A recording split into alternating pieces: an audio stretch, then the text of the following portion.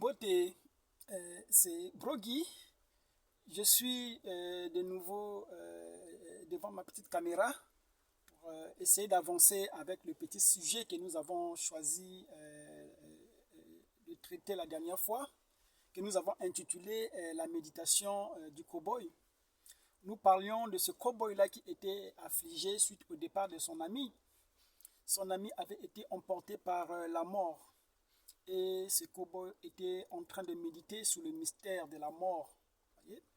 Cela nous interpelle tous. Vous savez, la mort, personne ne peut y échapper, comme disait le prophète Branham. Nous tous, nous passerons par la mort. Voyez? Mais or, il avait été dit que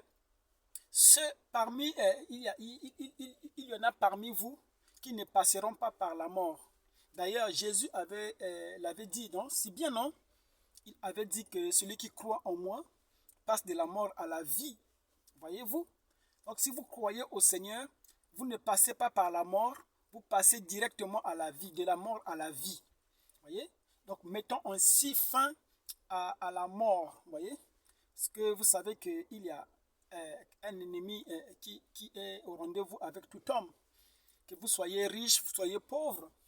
Lorsque vous vous rendez compte, voyez-vous qu'un jour vous partirez, alors cela vous attriste, cela vous afflige.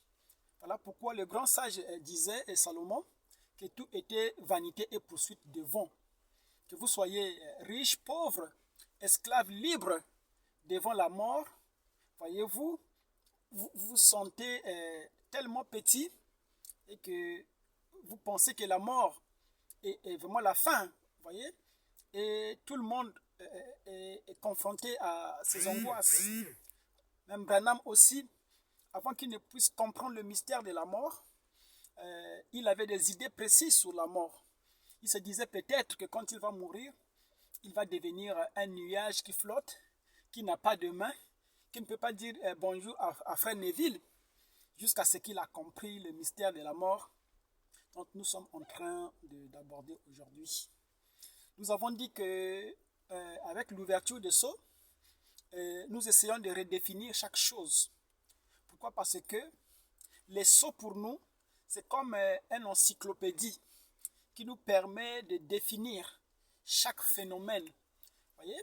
Pourquoi? Parce que la façon que nous nommons les choses, c'est la façon humaine de nommer les choses. Cela n'est pas forcément la façon que Dieu nomme ces choses-là. Nous avons vu dans la Bible que lorsque l'ami de Jésus, Lazare, était décédé, voyez-vous, les disciples faisaient pression sur Jésus pour que Jésus aille voir son ami qui était malade. Mais plus les gens demandaient à Jésus d'aller voir Lazare, plus Jésus s'éloignait. Voyez? Et il est arrivé que Jésus a parlé à ses disciples pour dire que leur ami Lazare était mort et dormait. Voyez? Donc, il avait utilisé un langage autre que le langage qu'utilisaient les apôtres. Ce que les disciples appelaient la mort pour Jésus, c'était le sommeil. Parce que Jésus comprenait le mystère de la mort. Voilà pourquoi nous avons décidé d'en parler aujourd'hui. Parce que nous savons que ce sujet est capital. Et cela fait couler beaucoup d'encre aujourd'hui. Pourquoi? Parce qu'il y a une tendance parmi nous, des gens qui croient qu'ils ne pourront pas passer par la tombe. Que d'un coup, ils vont disparaître et pour exister sur, je ne sais pas, une autre planète ou quelque part ailleurs. Voyez? Mais nous savons que cette façon de voir les choses n'est pas correcte. Pourquoi? Parce que toutes les prophéties de la Bible qui parlaient de passer de la mort à la vie n'expliquaient pas ce phénomène-là de la manière que les gens pensent. Lorsqu'on parle de la translation, on parle de la disparition, on parle de l'enlèvement, toutes ces choses-là n'excluent pas le fait de déposer ce vieux manteau de chair. Parce que Paul lui-même disait que si le manteau dans lequel nous sommes tombe, il y a un autre manteau qui nous attend. Et Jésus avait aussi enchaîné en son jour pour dire que je m'en vais vous préparer une place, afin que là où je suis, que vous y soyez aussi. Voyez, l'esprit humain pensait qu'il s'agissait des appartements que Jésus partait construire. Beaucoup de chrétiens aussi croient qu'au ciel, il y a des anges qui font la maçonnerie et qui construisent des maisons. Et ils chantent qu'ils iront habiter dans des conditions meilleures au ciel.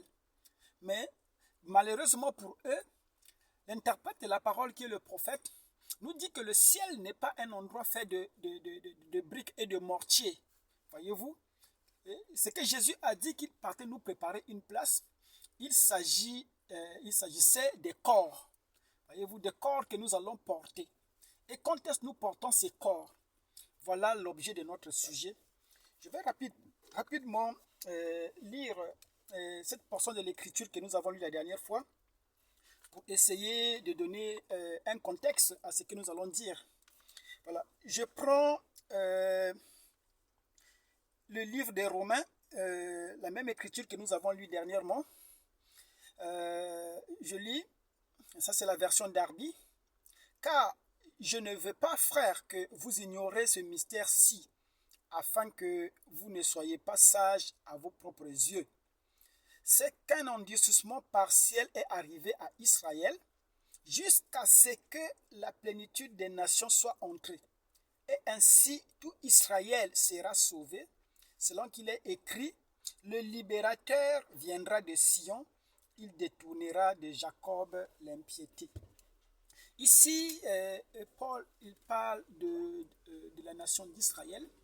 Il dit que cette nation est tombée, une partie de cette nation est tombée dans l'endurcissement jusqu'à ce que la plénitude du temps des nations soit accomplie. Voyez-vous? Et en cela, quand cela est fait, Dieu se souvient de son peuple. Pourquoi? Parce que nous avons dit la dernière fois que pour Israël, le salut est national. Le salut n'est pas à titre individuel. C'était pour les nations que le salut était individuel. Parce qu'il appelait ici et il appelait là-bas. Soit il y avait beaucoup d'appelés, mais il y avait peu d'élus. Donc c'était un tri pour les gens des nations qui sont les païens. Voyez? Nous avons longuement expliqué que nous, les Africains, nous ne faisons pas partie des nations des païens. Les païens, ce sont les étrangers. Ce sont les anglo-saxons, voyez-vous, les édomites. Ce sont ceux-là qui sont des païens qui adoraient les idoles, qui ne connaissaient pas Dieu. Or, le peuple le peuple noir, c'est un peuple qui est issu d'Abraham. Et Dieu, lorsqu'il s'est révélé à ses prophètes, il s'identifiait toujours comme le Dieu d'Abraham. Voilà pourquoi jusqu'à aujourd'hui, nous continuons à porter les marques du peuple d'Israël décrit dans la Bible. Cela se reflète dans nos coutumes, notre façon d'être, les lois que nous observons en tant que peuple. Voilà pourquoi lorsqu'on parle des nations, nous disons que ces nations-là ne concernent pas nous les Noirs, les Bantous. C'est à ce titre que la dernière fois, beaucoup de gens étaient scandalisés lorsque je titillais mon ami Neville pour lui dire que nous là, nous ne sommes pas de l'épouse. Il disait que nous sommes les frères.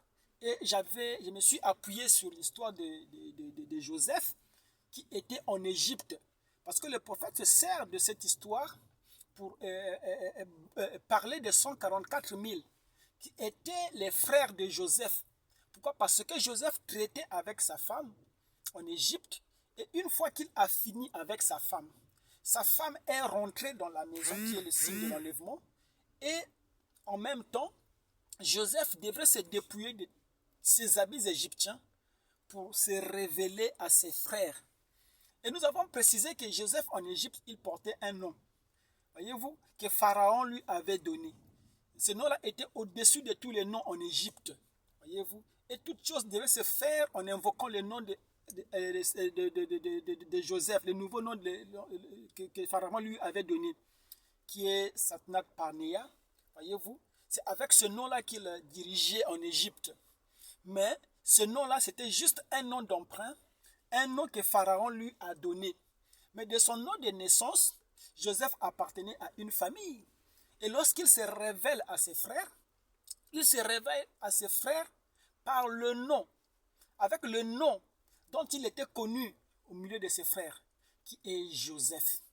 Voilà pourquoi nous disons que lorsque le temps des nations s'accomplit, C'est en ce moment-là que nous découvrons qui est Joseph. Voyez-vous? Parce que lorsque vous le comprenez, vous le voyez dans le contexte des nations, pendant qu'il œuvre en Égypte chez les nations, voyez-vous, vous le confondez à un homme des nations.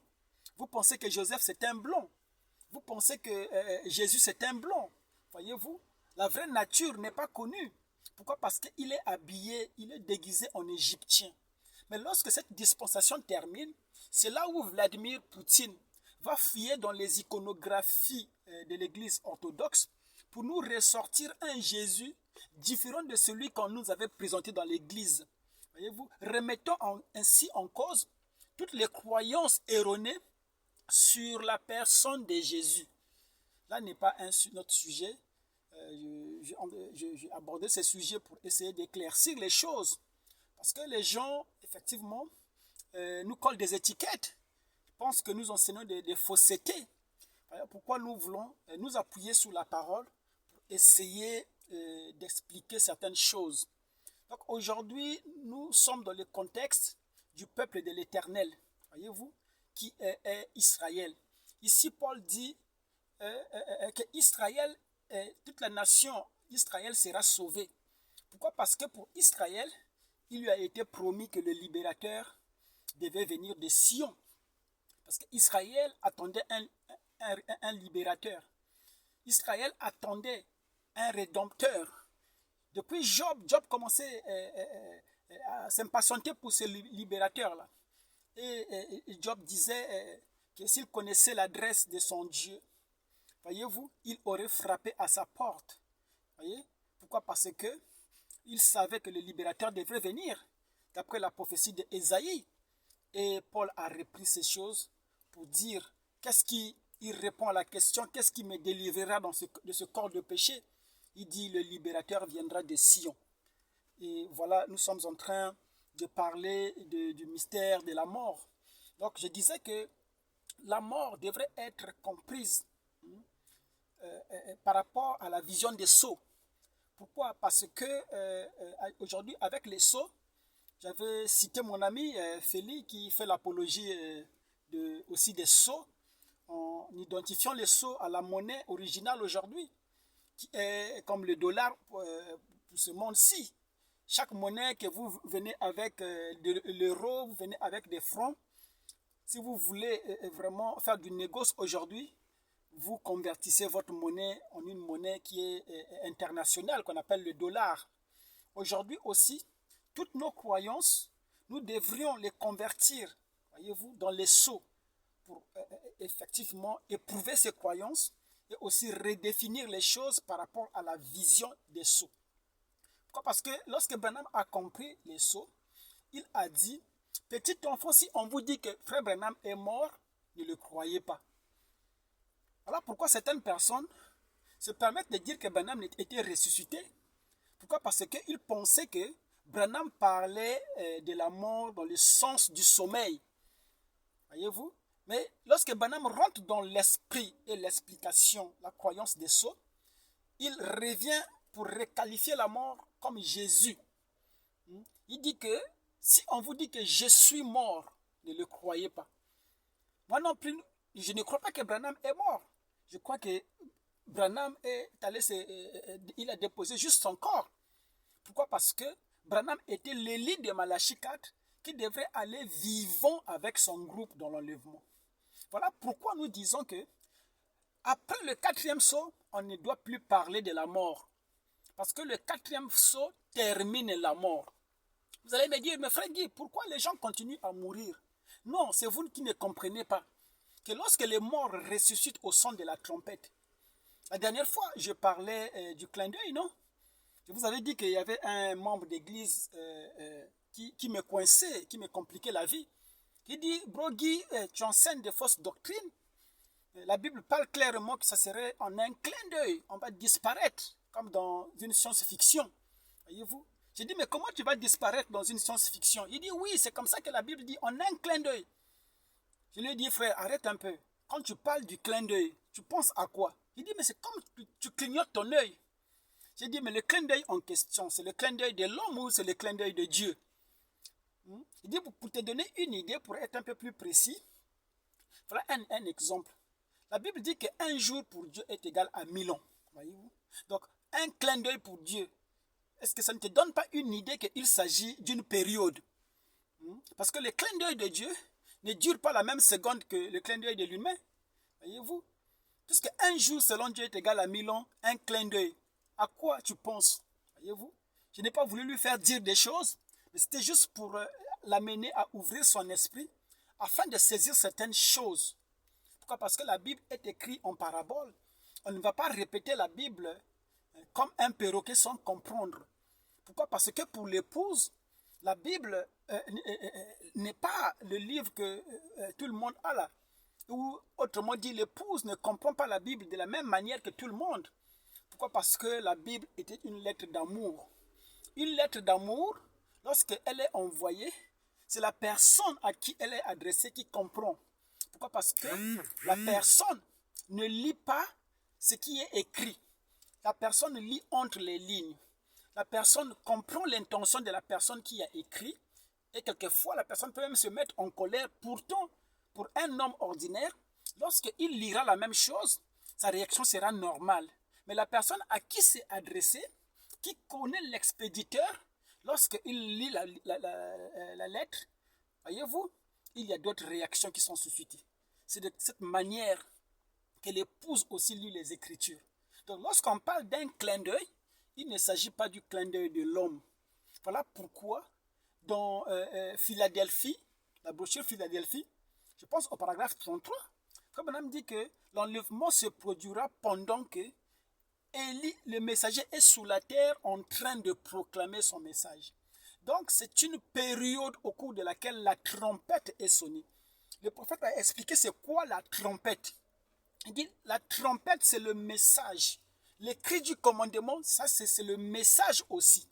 Donc lorsque le cri du commandement est sonné et est donné, c'est ça qui ressuscite les morts.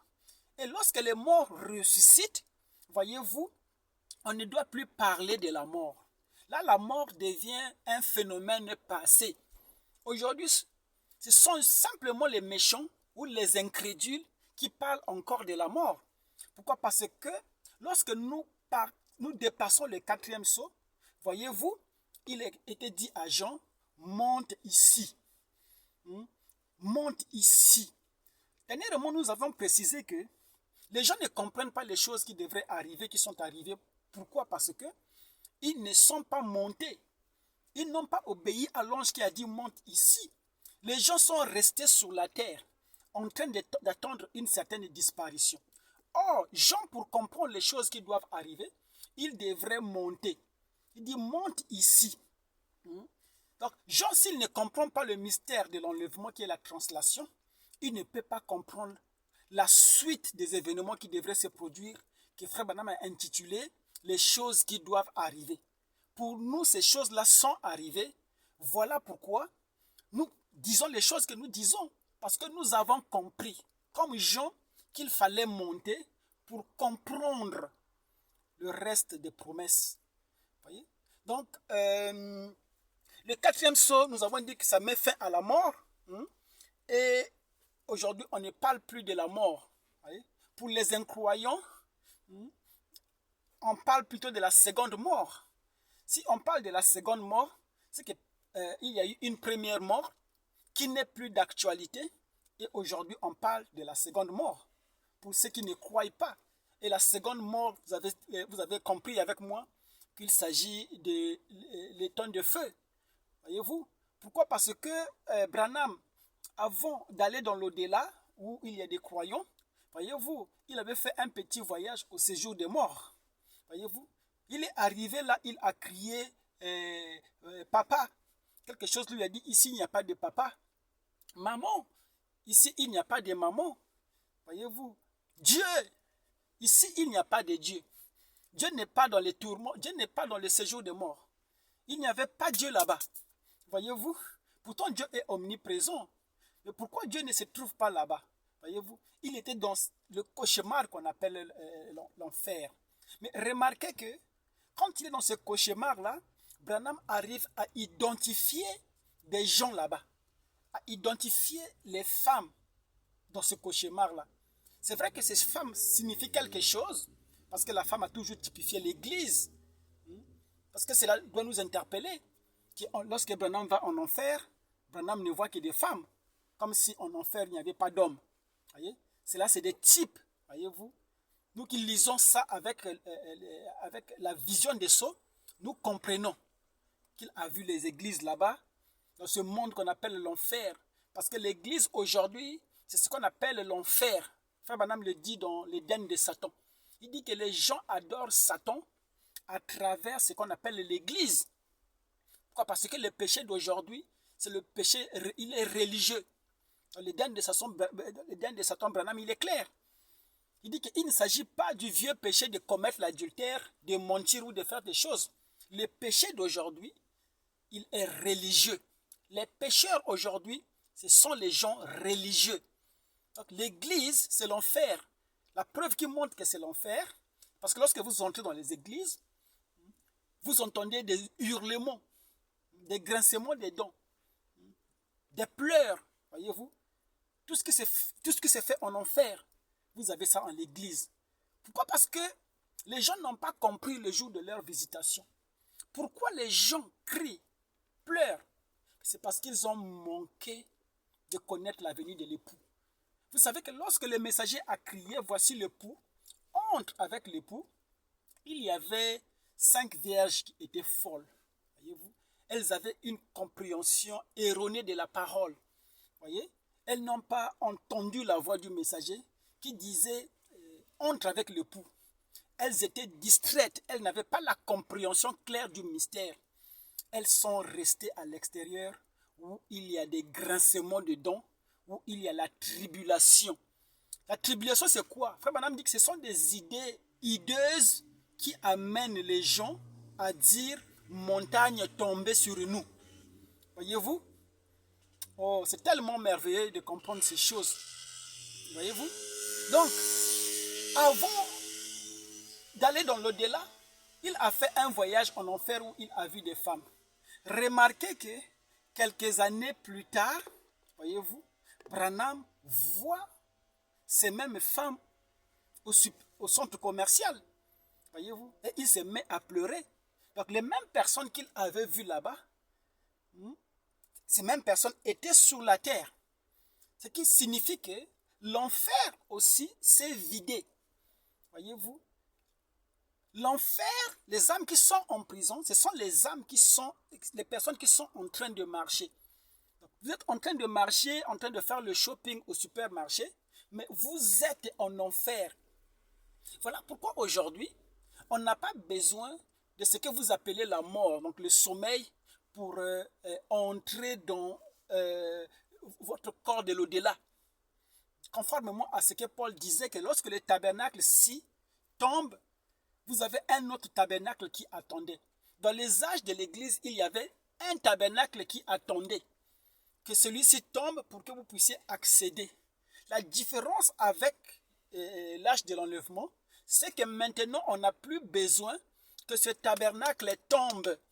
On peut être dans le nouveau tabernacle ou votre autre tabernacle pendant que vous êtes dans ce tabernacle-là. Voilà pourquoi les gens que Branham a rencontrés dans le supermarché, les mêmes personnes étaient aussi dans un autre tabernacle, dans les tourments, dans le monde de l'illusion, voyez-vous, qu'on appelle l'enfer, qu'on appelle le séjour de mort, voyez-vous. Et cette même expérience, il a fait avec les croyants aussi. Lorsque il va à l'au-delà, à travers ce que vous appelez la vision de la translation, ou peu importe, lui-même, il dit que ce n'était pas une vision, parce que Branham a eu des visions toute sa vie, mais quant à celle-là, il dit que si vous appelez ça une vision, il dit que pour moi, c'était une expérience réelle. Lorsqu'il se voit en dehors de son corps, il continue à voir son corps allongé, voyez-vous, et de l'autre côté, on l'appelle notre précieux. Nous avons dit dans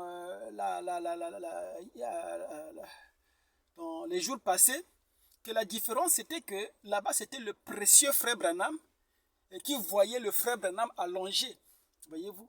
Et il a vu aussi les croyants de son église, parce qu'il dit que je vous ai vus tous là-bas. alors que peut-être Neville était en train de travailler ou de dormir aussi à côté de son épouse. Branham l'a vu là-bas. Il a vu tous les croyants qui accompagnaient son ministère. Il dit, je vous ai tous vus là-bas. Donc ces gens-là étaient aussi dans des corps réels. Le même corps dans lequel Branham avait. Voyez-vous, ces gens-là étaient déjà là, alors qu'ils étaient sous la terre. Donc on n'a plus besoin de passer par la mort pour entrer dans la vie qu'on appelle le corps théophanique.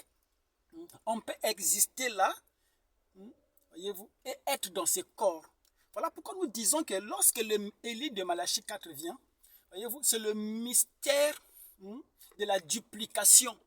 Voilà pourquoi c'est l'aigle qui devrait vaincre la mort. Pourquoi? Parce que l'aigle vole, l'aigle s'élève. Voyez-vous, Jean monte ici. Ça ne devait pas être un terrien pour vaincre la mort. Voyez-vous, l'aigle prend son envol, entre dans les hauteurs, voyez-vous, qui sont les airs. Les airs, c'est l'espace dans lequel on rencontre, voyez-vous, la théophanie. Voyez-vous, l'aigle a la capacité de voler. Voilà pourquoi l'aigle, c'est celui qui a mis fin à la mort. Voyez-vous, aujourd'hui, on ne parle plus de la mort. Voyez-vous, la mort, c'est un phénomène passé. Voyez-vous, pourquoi? Parce que après la résurrection, il n'y a plus la mort. Voyez-vous, donc lorsque un bro dépose ce manteau-là, voyez-vous, il continue simplement le voyage dans le manteau dans lequel il a toujours. Voyez-vous, oh, c'est tellement merveilleux. Il cesse d'être notre frère pour devenir notre précieux frère. Nous ne lui manquons pas parce que là où il est avec nous. Notre précieux être. Le précieux frère qui vous parle est là-bas. Voyez-vous? Donc, le mystère après l'enlèvement, c'est que il y a la résurrection avant l'enlèvement. Les morts ressuscitent premièrement. Voilà pourquoi Branham, dans le Branham Tabernacle, il était confronté à deux auditoires. Quand il a compris ces mystères, il pouvait voir les gens de l'au-delà et les visibles. Pourquoi? Parce qu'il avait la capacité de vibrer à leur fréquence. Voyez-vous, ces gens-là sont aussi réels que vous et moi. Voyez-vous, c'est des entités qui sont là. Voyez-vous, ils ne sont nulle part. Pourquoi? Parce que le ciel n'est pas un endroit géographique. Donc, nous disons que le dernier ennemi qui devrait être vaincu, c'était ce qu'on appelle la mort. Et la mort, vous savez que c'est l'incrédulité. Voilà pourquoi les croyants, ceux-là qui ont de l'huile dans leur lampe, voyez-vous, traversent la mort et sont dans les pays. Voyez-vous, c'est parce que nous sommes dans les pays qu'on appelle le 8e jour. Frère Branham dit que dans le 8e jour, vous ne venez plus par des lois, par des ordres et par des rituels. Il dit, vous venez par prédestination. Voyez-vous, donc, il ne s'agit plus de travailler, il ne s'agit plus de jeûner, il ne s'agit plus de faire tout ce que vous faites dans les églises. C'est juste parce que vous êtes prédestiné, vous comprenez que vous êtes quelque part où vous avez toujours été. Voyez-vous? C'est ça le mystère de la mort. Donc nous disons que la mort n'existe plus pour les croyants. Voyez-vous? La mort existait dans les âges. Pourquoi? Parce que la mort frappait ce tabernacle pour vous permettre de sortir de ce tabernacle et aller à l'au-delà. Mais dès lors, voyez-vous, que le mystère de la translation s'est accompli, voyez-vous, la mort n'existe plus.